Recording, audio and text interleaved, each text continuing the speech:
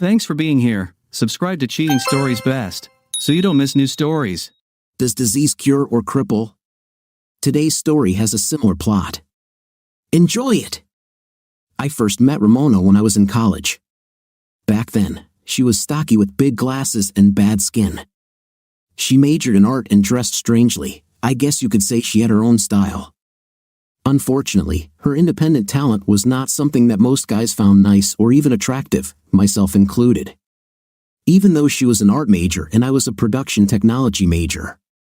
We had the same program requirements and ended up taking computer graphics design classes together. She needed a class for her diploma program, and I needed a class as a prerequisite for AutoCAD. We were assigned to do a group project together, and although we took a few classes together, we had never spent much time with each other or even talked before. From the very beginning, we were almost complete opposites. I was running around the track and hanging out on the periphery of the popular crowd. She smoked and hung out on the periphery of the avant-garde, the beatniks, the artistic section. I dated mostly level 2 cheerleaders and jocks. She was the fat friend and second girlfriend to most of the really beautiful or just really artistic chicks. While working on our project, we were forced to spend a lot of time together. Human nature made me stare at her. This probably made her look at me too. Anyway, one evening we had a long conversation that gradually went beyond the scope of the project and became more personal.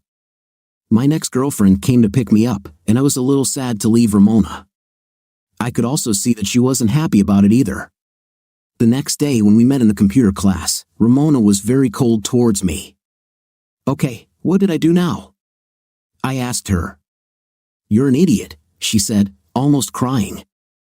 I grabbed her hand and led her out of the laboratory to avoid a scandal. In the park opposite, we sat on a bench, and I told her not to move. I ran and grabbed a soda for myself and her favorite juice from the nearby cart that sold them. Now that we were comfortable, the argument could continue without distraction or embarrassment on either side. "So, why am I an idiot?" I asked, smiling. "Because you are," she said, wiping her tears. "Even though you have no artistic soul, I thought you were different." "We were having a good time," I said, and I really started thinking. "And then you, with that, are you mad at me for going on a date?" I asked incredulously. "Hell no," she spat. "It's just that you guys are all alike. You don't want a relationship with a woman who actually feels something for you and loves you, you just want intim with some big-breasted girl with no brains." "Well," I said calmly, "big-breasted chicks are smart enough to do one thing that gives them an edge, whether it's dating, relationships, or just night." She looked at me doubtfully and asked, "What thing?" "They communicate. They do things to let the guy know that they are interested." She couldn't think of anything to say.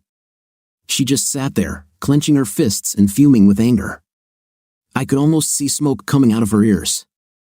I wanted to clear the air and see where we really stood, so I reached over and pulled those giant glasses off her nose. They were really bad and in the way, and I kissed her. Not just a smack, but a pretty good, passionate kiss. I later found out that this was the first time she had kissed a guy who was not related to her. That first kiss was followed by an even better one as she relaxed and parted her lips slightly, and our tongues began to massage each other. I hugged her, pulled her to me, and we kissed for a long time on a park bench. The next few weeks were a flurry of activity. We finished the project, received an A+, and started dating. Ramona got out her contact lenses, went to the dermatologist, and started dressing a little more normally. I never asked her to give up bohemian outfits, but when we started going out more often, she needed more things, you know, women. She invited me to go shopping with her and asked my opinion. I would mention how everyone wore jeans, including artists. Then she said that she was too fat for pants. Then I would tell her that I liked her curves and how some men like to see a well-rounded fifth place on their women. I reminded her of the artist Rubens and his voluptuous models. She bought jeans and looked great in them. I would tell her that her tops and sweatshirts didn't go well with the jeans or skirts she was wearing, and she said that I just wanted to look at her chest. And I would tell her that she was right, but they were still mine, and she was just wearing them for me. Night with Ramona was like intim with a fairy tale princess. Even though it wasn't wild and uninhibited, it was still special. Since I was her first, I tried to make it fun and special for her. After some time, she became even more interested in it and even began to demand it from me. We were never too kinky, but I took what I could get because I loved her so much. A few weeks later, she looked at herself in the mirror and told me that she looked like a larger version of the big-breasted bimbo she hated so much. I told her that may be so, but she was my girlfriend. We were very happy and got engaged after graduation. I went to work at an automotive design firm, and Ramona did layouts for an art magazine. My family loved Ramona and welcomed her with open arms. Ramona's mom and sister were her only family. To put it mildly, I didn't like them. I once heard her sister tell someone at our engagement party that it's okay if you like guys like that, but I was too normal and probably stifled her artistic vision. Ramona looked beautiful and happy, but I heard her mom tell her sister that she thought we were getting married because Ramona was pregnant and it wouldn't last long. Over time, we proved them both wrong. We were happy and loved each other. At our 7th anniversary party, her mom started asking when she was going to be a grandma. Ramona and I were her only chance at grandchildren because her sister was incapable, she said. We're trying, Mom, Ramona said quickly. We tried for several years, but nothing worked. Don't worry, I made an appointment for both of you, said Maddie, Ramona's mom. She took it upon herself to enroll us in a fertility clinic. Naturally, my turn was a week early because I suspected she thought the problem must be with me. Anyway, I went to the appointment, had my blood tested, and provided other fluids, and it turned out that everything was fine. When Maddie heard the news, she suggested that we practice more until we finished work so she could be a grandmother while she was still young. However, Ramona's tests were different and changed our lives forever. We found out that she had several problems with her reproductive organs, which made having children for us, although not impossible, extremely improbable.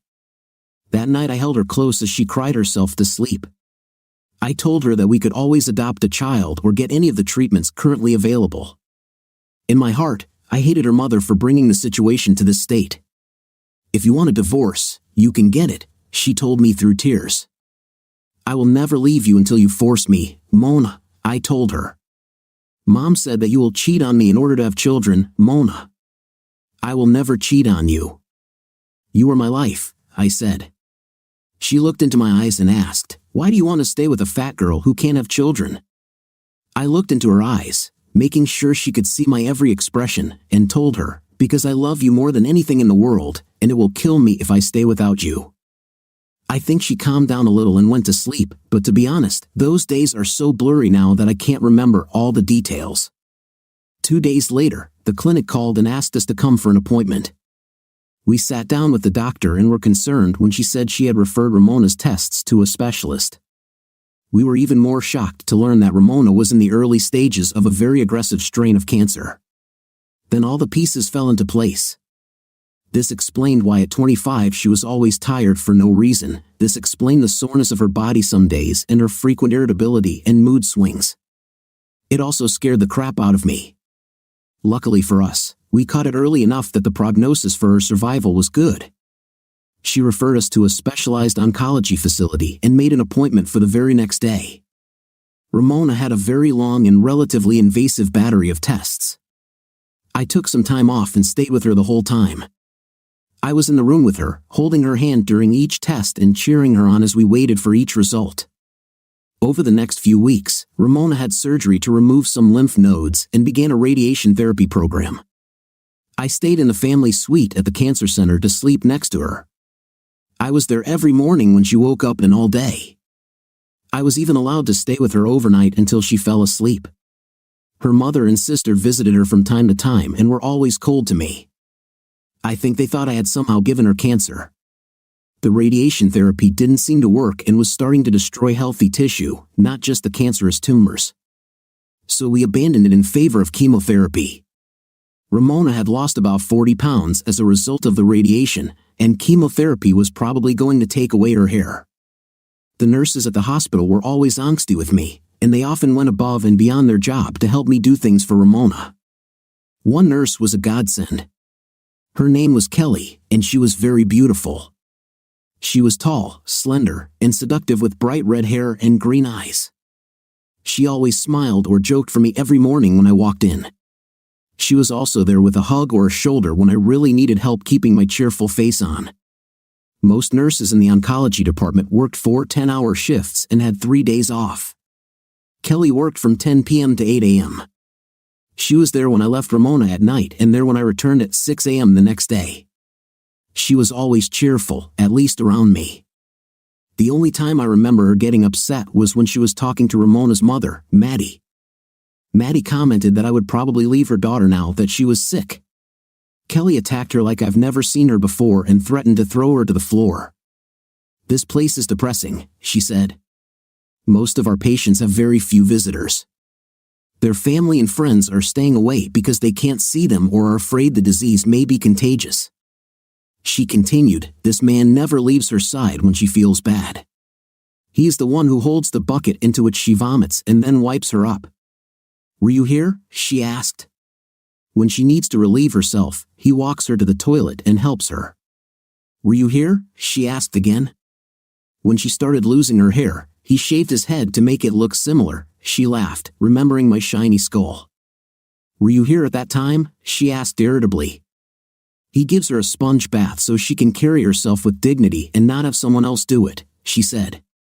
"You were here?" she asked again. "He spent all his vacation and sick leave on her. Her health insurance won't pay for the treatment, so he's deeply in debt for your daughter," she stated. "And all this time, he's been here every day, every damn day, holding her hand and letting her know that someone loves her no matter what," she snapped. "The next thing you say to her about this person will determine whether you can return to this floor. So be careful," Kelly said, pointing her long, pointy finger at Maddie's face. I wish I had been there to see it, but when I heard about it later, I smiled a little. But the most important thing for me was that Ramona felt better. Several nurses told me about this, and they were all equally angry at Maddie. I noticed that Maddie was much less cold towards me after this fact. She even reached out and patted me on the shoulder when I held Ramona's hand while she took an afternoon nap. The chemotherapy took its toll on Ramona and left her much weaker but without cancer. Her hair started to grow back, and we started her on a new diet to help her regain her strength. She then required several plastic surgeries to remove a lot of excess skin that resulted from her weight loss. Ramona was a new woman, 80 pounds lighter, and her skin even cleared up. Ramona now wore contact lenses rather than glasses, and her hair had come back. Everyone who knew her had to take a second look at her. She wasn't a wild beauty like Kelly, but she was the best Ramona she could be, and I still only loved her. I went back to work and had to work many more hours to pay for all the medical expenses we incurred. Ramona was unable to return to work for some time. Our nightlife had always been great, even before we got married. But it intensified now that Ramona seemed determined to let me know how glad she was that I had stayed with her during her illness. She started dating some girls from her old job just to pass the time while I was working. I was glad she did because outside of me, she was never a very outgoing person. Now it seemed she needed to go out and show herself to people. I guess I thought it was some kind of life affirmation after cancer and didn't really take it seriously. But I didn't know that my marriage was on the rocks. Over the next few weeks, Ramona began coming home later and later. Sometimes she came drunk. "I've never had so much fun in my life," she said. I felt a little bad because I was working 12 or 16 hours a day to pay her medical bills, and she was having fun without me. She began to dress much more revealing than ever. When I asked her about it, she said that she had never had a body like this before, and she wanted to show it off. "It was just fun," she said. I was wondering when it became necessary for her to show this to people other than me. I've been thinking a lot about our marriage that week. I guess deep down, I was worried that something was going on. I didn't want to face the truth because by that time, Ramona was my whole world. Everything we've been through with cancer and everything else has strengthened our bond much deeper than ever before. My hard work brought benefits that I didn't know about. Although all my extra time and effort to try to make a dent in Ramona's medical expenses brought me to the attention of the owners of the company I worked for. I received a big raise and promotion. I also received a bonus that I figured I could use this time to go somewhere nice for a vacation with my wife. I didn't try to tell Ramona the good news but decided to throw a small just family surprise party for her birthday, which was next week, and tell her then. Maybe moving away together is just the thing that will reignite the flame and get us back on track. The events of the next few days broke my heart and destroyed our marriage. Ramona went to the hospital for a routine checkup to make sure the cancer had not yet developed. They ran some tests and told her they would get back to her with the results. On the way out, Ramona ran into Kelly. Ramona never liked Kelly because Kelly was beautiful and she still thought she was that fat girl. Even now that Ramona had lost weight, she knew she was no match for Kelly. "Hi, Ramona," Kelly said. "It's so strange to see you without your sweet husband." "What do you mean?"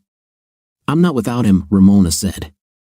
"He's just at work, and anyway, why are you asking about him?" "I didn't mean anything like that. You're just very lucky that you have someone who loves you so much," she said. "Most of the guys out there just want to get what they can get and have some fun. After a while, they fall off." "If only someone looked at me the way your husband looks at you," Kelly began before being interrupted. "Yes, it doesn't matter," said Ramona. Ramona knew I would be stuck at work all day again, and she just wanted to get back to something fun, so she headed towards the bar she had been to the night before. She could probably have a drink and be home before I got there. When Ramona entered the bar, she was grabbed by someone's arms. "Oh God, I haven't seen you in at least a couple of years, Ramona." It was Kathleen Kennison, one of Ramona's old college friends. "What are you doing to yourself lately? You've lost a lot of weight." "I almost didn't recognize you," said Kathleen. "How is your husband doing?" she asked. "Hey, Kat," Ramona said. "I'm just hanging out and having fun." They walked up to the table and were soon joined by a group of guys. Ramona got up to dance with one of the guys and was so carried away that she didn't notice the door open. All the guys in the bar noticed when Kelly walked through the door. Ramona was too busy dancing to pay attention to her, but Kelly saw her, saw what she was doing, and with whom. Kelly ordered a sandwich from the grill and went back to work with a new idea. Over the next few days, I worked as hard as usual and still found time to plan Mona's surprise party. I invited her mother, sister, and several of their friends. I bought her a few gifts and really hoped that this party and trip would reignite the sparks between us. I was pleasantly surprised when my mother-in-law volunteered to help me decorate the apartment for the party. During Ramona's hospital stay, we became a little closer, and she may not have loved me, but she respected my love for her daughter and accepted me. Over the next few days, I noticed a pattern. When I returned home, Ramona always left and returned very late. Our once strong intimate life also declined. I couldn't remember the last time we made love. Women constantly pestered me as if they sensed my need for release. One evening when I returned from work, the phone rang. "Hi, Brad, this is Kelly," she said.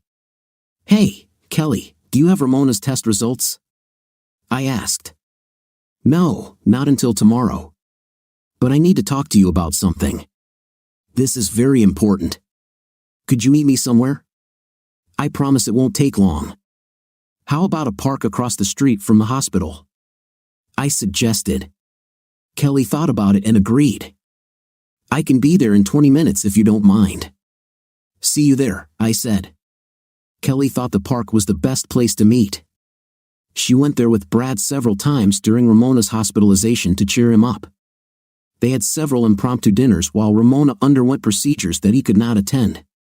It was also the place where she told him that the chemotherapy was showing progress, so it was a place filled with happy memories, and she didn't want to ruin that for him. I sat down on a small park bench next to Kelly. I smiled at her and asked, "Am I behind on payments?" "Ramona didn't get sick again, did she?" "Yes, she's sick again, but it's not cancer," Kelly said. Over the next few minutes, Kelly told me about the places she had seen my wife lately. She told me what she saw and what she did. She even told me about some of the guys she saw her with. "I don't have pictures or anything, but it's pretty clear she's cheating on you," she said. "Kelly, you are a wonderful nurse, and until now, I thought you were a wonderful person too. Ramona would never do that." "She loves me," I said, although I didn't believe my words. "I'm sorry to tell you this, but you have to be careful," Kelly said. I just hate the thought of her doing this to you." "I don't believe she's doing anything," I snapped. "And all you have are vague suspicions, no evidence." "No evidence." "Maybe it's better for you to mind your own business." I stood up and started to leave, but Kelly grabbed my hand. She gently raised her hand and touched my cheek. For some reason, I froze in place, and my growing anger dissipated. "For your sake, Brad," Kelly said softly, "I hope I'm wrong. It kills me to think that you're going through all this pain for someone who isn't worth your little finger." She gently stroked my cheek, and I swear I felt electricity. "When you need a friend, I'll be there," she said, putting a business card in my hand, and left. I put the card in my pocket and watched Kelly walk away.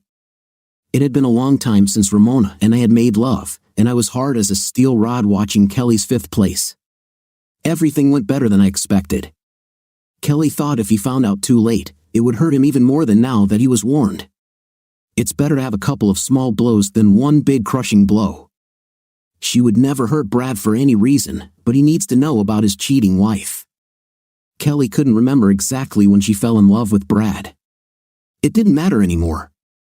It was probably during this time that she watched him come to the hospital every day regardless of the need to take care of Ramona, or after she started to get better and started treating him like he was her butler. And not a husband who had just gone through months of sacrificing everything in his life to be with her. Kelly knew she was beautiful. She had heard it all her life.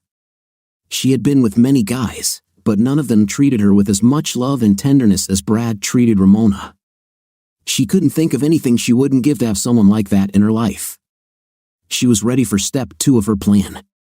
When I got home 2 nights later, I was excited. The party, although small, was supposed to be the start to rekindle the romantic flame with Ramona.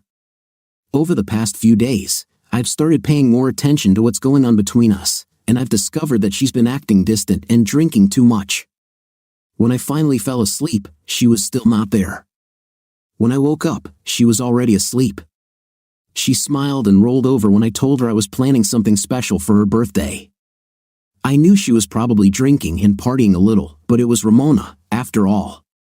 When we first met, she was against parties. Now she was just trying to experience some things that fat Ramona had never experienced. She also celebrated success in her fight against cancer. I just wanted her to celebrate with me, but maybe I was just being selfish. Ramona's mother, Maddie, arrived at 6:30 with her second daughter, Rana. They started decorating the house and worked quickly because they knew she would be there at any moment. Only 6 people were invited because I wanted to have a small, intimate get-together with a few close friends. By 9 o'clock in the evening, everyone was already wondering where Ramona was, and some guests left their gifts and went home. By 11 p.m., Maddie, Rana, and I were the only ones there. I called Ramona's cell phone a 4th time to find out where she was. Ramona called back half an hour later. "Hi darling, I'll be home soon," Ramona said in a drunken and out-of-breath voice. "Where are you?" I asked. Mom wanted to invite me somewhere for a drink, and I decided to go somewhere with her rather than return home. "We lost track of time," she said. "I actually went out with her and my snotty sister because they still don't like you very much. And I didn't want their bad attitude to ruin whatever surprise you had in store for me," she said. I heard some guy in the background asking her to hurry back so they could have some fun. "In any case, we will see each other soon, and you can give me a surprise," she continued. "Is this a big surprise?" she asked. "Sort of," I said quietly. For some time, no one said anything. Then Maddie looked at me. She saw that I was trying my best not to cry in front of her. I was shocked. It was like my whole world had come to an end, and I didn't know exactly how to react. "You know that's not entirely true," Maddie said. "Well, maybe at first. I thought you were just not right for Ramona, but that's not the case now," she said. "What about Rana?" she asked. "Well, ladies, thank you so much for coming," I said. "I'll clean up this mess and put away Ramona's gifts," I said. "I'm sure she'll be back soon. You can stay here as long as you want, but I'm not sure it will do you any good to be here when she gets home," I said. "Why not?" asked Rana, her snotty sister. "I'd like to see her reaction when she walks in and gets caught in her damn lie." She went through a terrible ordeal with cancer, I told her. None of us knows what it was or what it did to her. All we can do is be there for her and hope for the best, I said quietly. Maddie and Rana shook their heads as they left. I went to the closet and started collecting clothes and some personal items. It didn't take me long to pack my things, so I left a note for Ramona on the kitchen table. I packed as much stuff as I could so I wouldn't have to go back for a while. The next day, I was looking for a divorce lawyer while I was at work. I found a few ads online but didn't call any of them. I barely spoke to anyone, and all my colleagues thought I must have been battling a cold or flu. Ramona called me on my cell phone a couple of times and left messages, but I didn't answer. I followed the same pattern for 3 days: go to work, go home to the motel room where I was staying, sleep, get up, and repeat it again and again. On the third day, Kelly sat on the hood of my car as I left the building. She was on the verge of tears, and I didn't know why. "Why the hell didn't you call me?" she asked. I didn't answer. I just looked at her, and the wall I had built to block out my emotions came crashing down as tears flowed down my cheeks.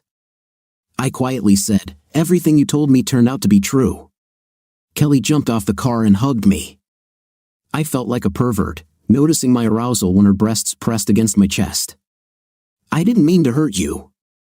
"Forgive me if you can," she said. Ramona looked around her apartment. Her head was simply killing her. "What day is today?" she asked. "Brad will need to clean this damn place up when he gets home." "Why isn't he home yet? What is this knock?" She stood up, hobbled without clothes to the door, and looked out the peephole. It was her mother. She grabbed her robe and opened the door. "Sorry about the mess, Mom," she said. "My husband seems to disappear at work," she continued. "Ramona, where were you and what were you doing?" Maddie asked, "Or judging by your appearance, with whom were you engaged in fornication?" she continued. "Mom, what are you talking about?" Ramona asked irritably. "Ramona, why do you have hickey marks on your neck?" Maddie asked. "Oh damn, Brad better not see this," Ramona said. "Mom, bring me some coffee." "My head is pounding," she asked. Maddie reluctantly went into the kitchen and started making coffee. "So, how did you hide your lie that night?" Maddie asked. "What lie, Mom?" asked Ramona. "The lies you told your husband on your birthday," Maddie said. "Ramona, when you told him you were with me and your sister, we were standing here next to him at the time," Maddie said. Ramona's eyes snapped open.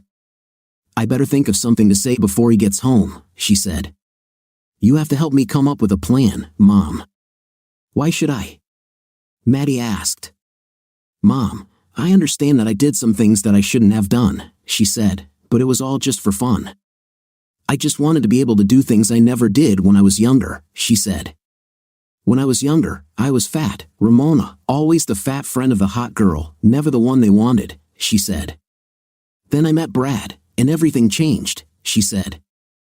"I became more confident, I dressed better because to him, I was the hot girl. But to him, I was just a hot girl and only because he loves me.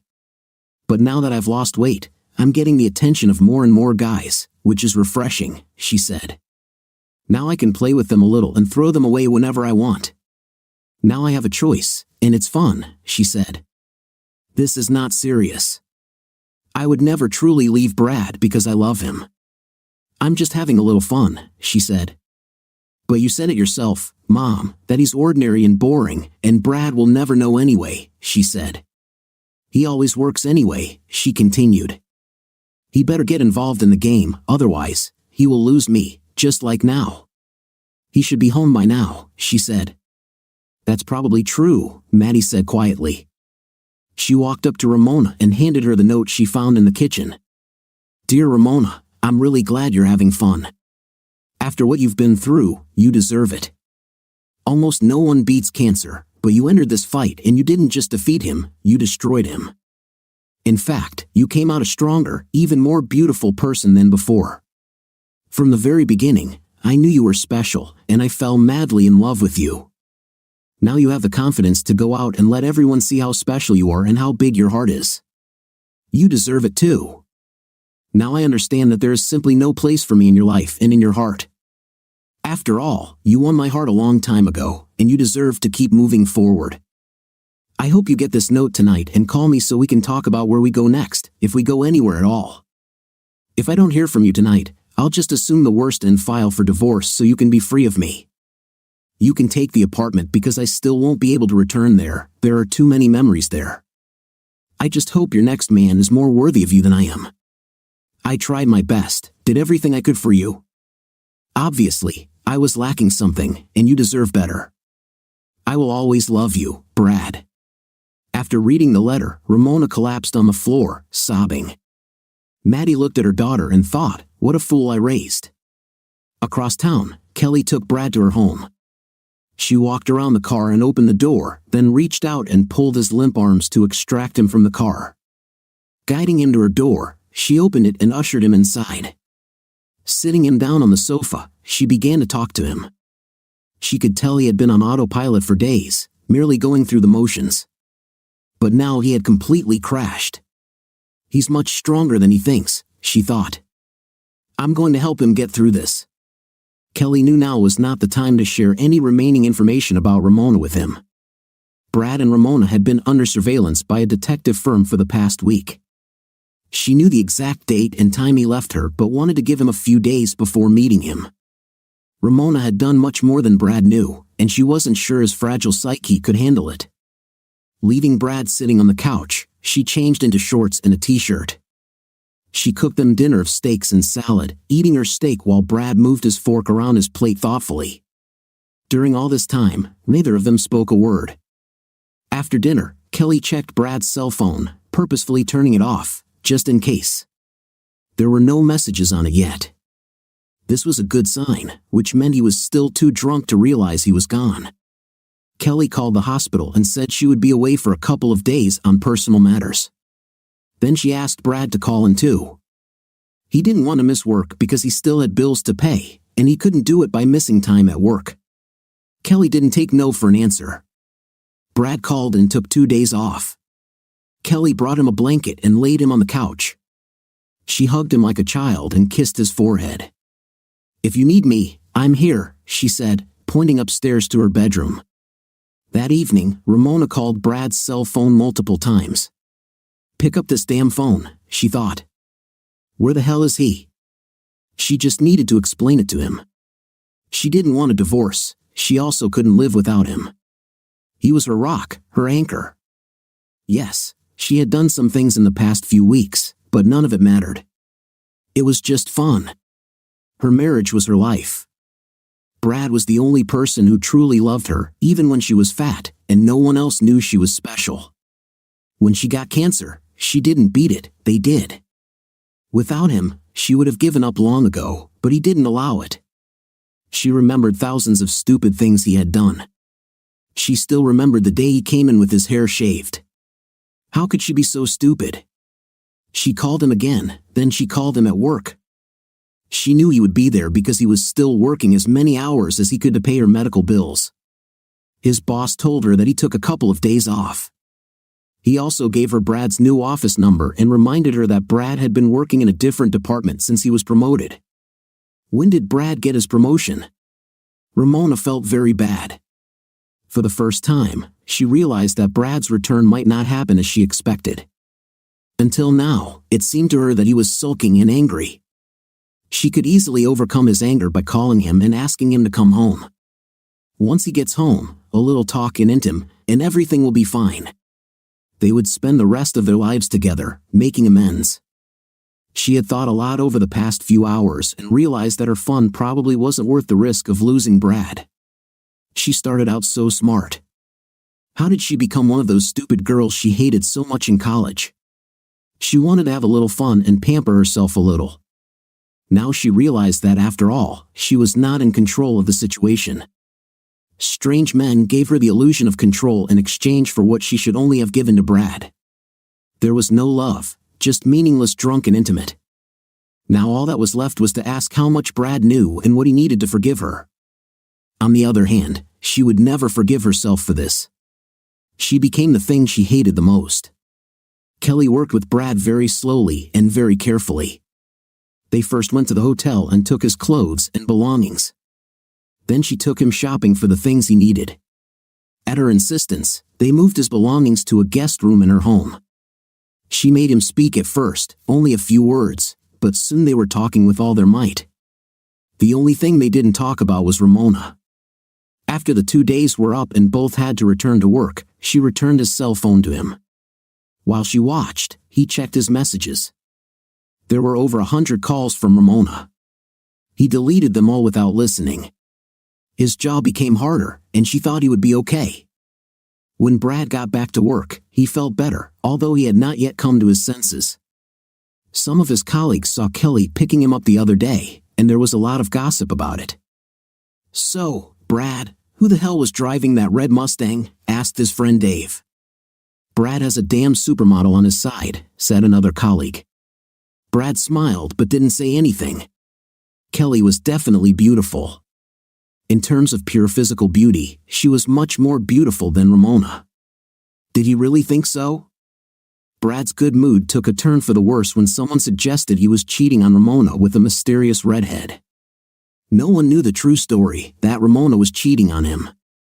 Everyone thought Brad was fine until it was time to go home. A security guard burst into Brad's office and told him he needed to run to the parking lot immediately. Brad thought someone might have hit or damaged his car. He was unprepared for the scene he found. Brad heard screams before he even got to the parking lot. "What the are you doing on my husband's car, you damn family destroying?" Ramona screamed. "You left him when you did your magic trick," Kelly answered just as loudly. "What the hell are you talking about?" asked Ramona. "You disappeared into a liquor bottle and turned into a traitor," Kelly spat. Guards kept the women away from each other, but a large crowd had already gathered to watch. Brad walked over to Kelly and put her in the Mustang. He quietly told her to go to her house and said that he would follow her immediately. He then told the guards to detain Ramona for at least 10 minutes and drove off after Kelly. He saw Ramona screaming after him. He still loved her more than ever, but now he was angry. "Brad, we need to talk," she shouted. "We'll work it out. You still love me. I see it in your eyes." The worst thing was that she was right. Brad left with tears in his eyes.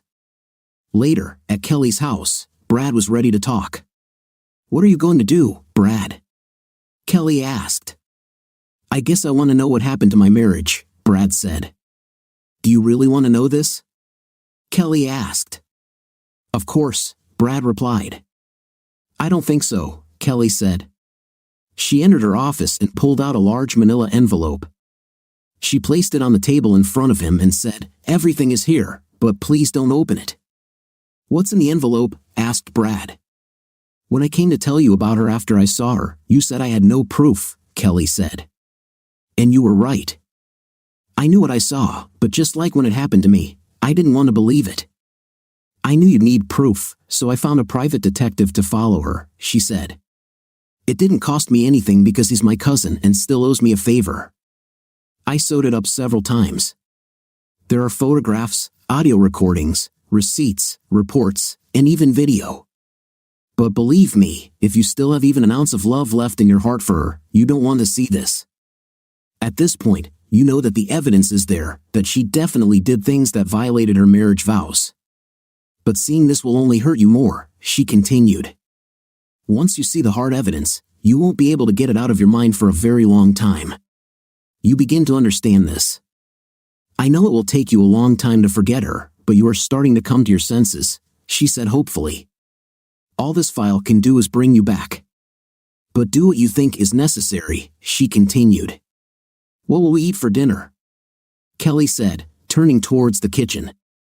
Brad reached into the folder and pulled out the first photo. It clearly showed Ramona lying on a table in what appeared to be a bar. Her dress was hiked up to her waist. There were at least 3 men there. Up until this point, Brad thought his separation from Ramona was painful, but the sight of the photograph was like a physical blow. He had difficulty concentrating or even breathing. He put the photo back in the folder and threw it across the room. He sat down on Kelly's couch and closed his eyes. He felt Kelly sit down next to him and hug him. The rest of the night, they just sat together, not talking. The next morning, they both said they were sick and went to see a divorce lawyer Kelly knew about. "I'll try to make this as quick and painless as possible," said Sherry, Brad's new lawyer. "You have no children and almost no property. The only thing worth fighting for is her medical bills." "I'll pay for them," Brad said. "Why?" Sherry asked. "You're deeply in debt because of her." "And how did she repay you?" Acting like, "Well, you know," she said. "Anyway, this should be easy. If she tries to fight it, we'll just threaten to release the file and let everyone know who she is," Sherry said. "The papers will be ready in a couple of days." Over the next few days, the situation got worse and worse. Ramona was handed the papers, and she tore them up.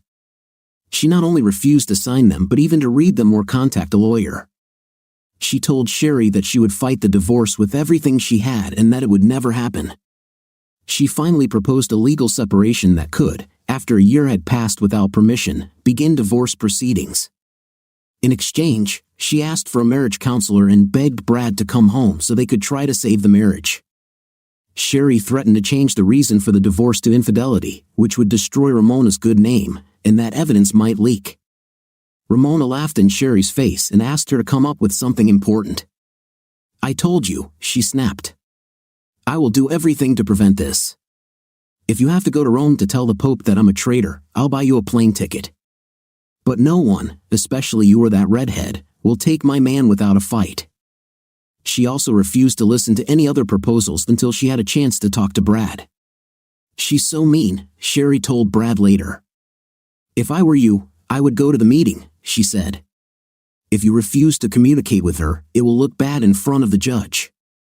2 days later, Brad found himself in Sherry's office, face to face with Ramona. "Why are you doing this to us?" she asked. "You did this to us, Ramona," he answered calmly. "Okay, I got a little out of control, drank too much, and ignored you a little," she said. "I understand that you have a reason to be upset," she continued, "but this is not a reason for you to throw away 10 years of our life together," she said seriously. "I love you, Brad." "You have to believe me," Ramona said. "You forgot that you lied to me, deceived me, and broke my heart," Brad said. "You did a lot of things that I never thought you were capable of." "You didn't consider my feelings at all," he said. "It was all about you and making you feel good." "But Brad, I had cancer." "You don't know what it is," she said sadly. "And after I got over that, I wanted to just explore life for a while," she told him. "After defeating something like this, priorities and views change," she said. "Ramona, I understand what you're thinking, but you're wrong," Brad said. "And now you will have as much time to explore the world as your heart desires. I won't bother you anymore. You can be the biggest in the world. You can entertain entire rooms full of guys every night, and no one will care." Brad stood up and walked away, and Ramona started yelling at him. "Brad, you can't just leave me." "What do you mean I'm wrong?" Brad leaned back in his chair and motioned for Ramona to sit too. "Ramona, you didn't have cancer," Brad said seriously. "What?" she began as Brad raised his hand to silence her. "We had cancer," he said with tears in his eyes. "I was there every damn day in the hospital," he snapped. "Only it was worse for me." "You felt it, but they gave you medicine for the pain," he said. "I had to sit there and watch illness devastate the person I loved most, powerless to do anything. But I had to watch. There were times when I felt so guilty that I was ready to do anything," said Brad. "If I could take your place, I would," he said, "and I could, but I never left you," he told her. "I had to pretend to be cheerful so that you could maintain hope and good spirits," he said, "but inside, I was dying a little every day. Every night when they forced me to leave you, I went home and cried for hours," he said. "I was so afraid of losing you and not spending the rest of our lives together. And then, every morning, I had to put on a cheerful, confident expression again. When it was all over, having gone through it, as you put it, I was just as ready to explore life and have fun," he said. "But the person I wanted to have fun with was busy drinking and apparently other men besides the husband who went through it with her," he told her, while she looked at her feet. "And one of us had to work hard to start paying all your medical expenses," he said. "So, You have a new body and a new way of looking at things. And I have hundreds of thousands of dollars in debt, he said. You have new priorities, and my wife is a cheater. You have a new point of view, but from the side you were looking at, you probably didn't see how you were hurting me, he said. You have to explore life, and I'm heartbroken, Brad said. You claim to love me. How do you think I'll feel when I hear about all the guys you've had a night with? He asked. I'm sure they're all great guys, Ramona, but where were they when you were in the hospital dying? He asked again. Cancer may not have killed your body, but the consequences certainly killed our marriage, he said seriously. Maybe it wasn't cancer, but just you, he said quietly. Sign the damn papers, Ramona. I have nothing more to say to you, ever. Brad left the room. Ramona sat in a chair for a long time and just cried. Kelly was waiting for Brad outside the lawyer's office. She saw that the meeting was difficult and he didn't need someone to make his depression worse. He was upset and didn't feel very well and didn't want to talk about himself or anything at all. As they walked to Kelly's 2003 Mustang SVT Cobra, Kelly tossed Brad the keys. Brad loved this car. In 2003, the SVT Cobra was also known as the Terminator. For a long time, it was the fastest production Mustang ever made. Take us home, she said, smiling at him. In the end, your divorce will go through whether she signs the papers or not.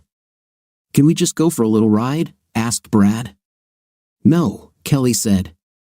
We have to spend the rest of our lives traveling. You're in pain right now, and I have to feed you something, she said. Brad pulled into the parking lot of Kelly's house. They got out of the car and entered the building. Brad took a long look over his shoulder at the car. It would be really fun to drive it for a while longer. Kelly opened the door and went inside without him. As he watched her slowly cross the room, he noticed that she had already taken off her coat and thrown it on the living room floor. She continued to walk away from him towards the stairs leading to her upstairs bedroom. She took off her blouse as she walked and turned to look at him with a smile playing on her lips. As she climbed the first step, she kicked off first one shoe, then the other. Halfway up the stairs, she slipped out of her tights, dangled them from her slender finger, and just stood there, motioning for him to follow her. She turned and continued slowly up the long stairs. When she reached the top, she took off her skirt and left it there. Brad was amazed at the amount of pure alabaster skin on display for him to see. For the first time in weeks, he realized that he was still alive. He quickly climbed the stairs, picking up his discarded clothes as he went. He didn't know why he was lifting, he just did it. When he reached the top of the stairs, Kelly had not yet left. She was waiting for him, but she was busy in that secretive manner known only to women and circus acrobats. Kelly reached back and unclasped her bra. Freed from their bonds, Kelly's breasts surged forward and quivered. Brad found it hard to breathe as he looked at her, and even harder to think. Come and take me, she said and ran down the corridor. Suddenly, Brad understood the words of the great American press secretary George Clinton in his great creation Atomic Dog. Why should I be like this? Why should I chase a cat? Now everything was clear. Brad chased Kelly down the hallway to her bedroom. There he found her waiting for him on the bed. She knelt down and slowly undressed him. She took her time and licked each new body part that was exposed. As his clothes joined hers on the floor, the pile of clothes grew. The time approached when they two would be connected, only more completely than their clothes. Kelly, Brad began, but she stopped him with her finger. Where Ramona was soft and submissive during intimate, Kelly was wild and crazy as hell. She was both a participant and a fan. She used her body to let Brad know that she was his anytime he wanted her forever. They did everything they could think of, and in the end, Kelly got what she wanted. She took Brad's thoughts away from Ramona and the past and onto her in the future. Kelly's first husband cheated on her, so she knew that some men would cheat on anyone, even a beautiful woman like her. She remembered what he said to her when she caught him for the third and final time. A woman, no matter how beautifully she is wrapped, becomes stale after a while, and you need to find a fresh one. She left him immediately after that and for a long time hoped to find someone who would love her and treat her as special the way he treated Ramona. She was sure Brad was the guy, and she was lucky when his marriage ended. Ramona's loss was her gain, and she will spend the rest of her life treating Brad the way he should be treated. Several weeks later, Ramona still hadn't signed the papers and had no intention of doing so. She tried to get a detective to follow Brad and catch him with Kelly so she could file on her own and possibly have his divorce petition rejected. According to Ramona, this will work because they will be even. She had her passions, he had his. To get revenge, and they could be together again as they should have been. She just hoped it wouldn't take too long because she missed him so much, and she also wasn't feeling well. No one seemed to care about her anymore. When Brad returned home, he would pick her up and make love to her, and he would take care of her, clean their apartment, and make her feel good again. First of all, he will make her feel special again. It may take them a while to get over it, but they will do it. But one day she accidentally saw Brad and Kelly in a restaurant and watched them through the window.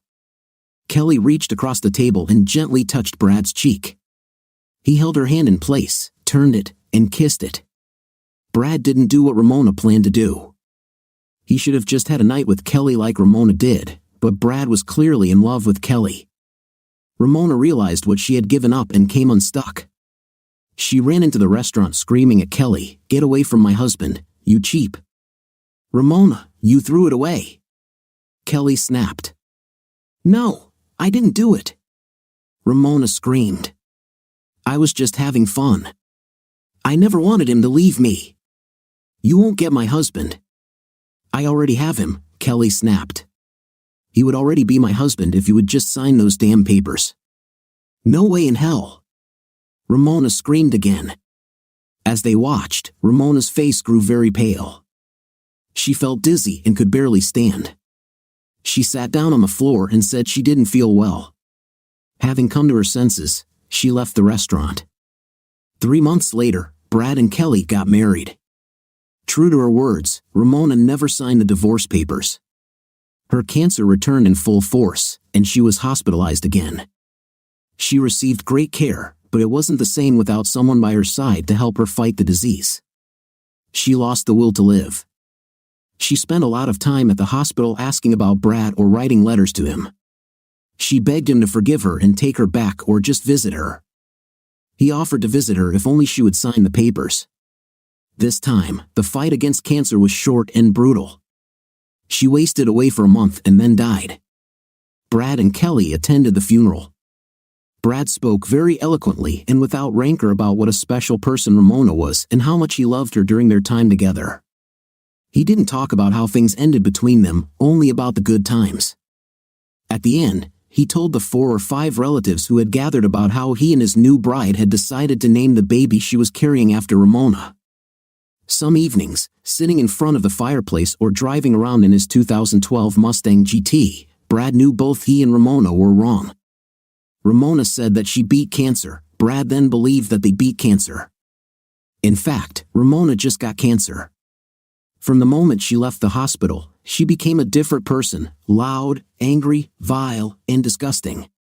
She ate everything around her and consumed or destroyed them. Her marriage and relationship with Brad and her family were victims of the cancer she became. Finally, when she couldn't get what she wanted, she turned on herself, Brad, and Kelly. Brad and Kelly lived happily ever after. What do you think of our story today? I think it happens quite often in life that a person becomes completely different. But you don't have to hide it from your partner, you have to tell them right away. What's your opinion? Write in the comments. Until new video.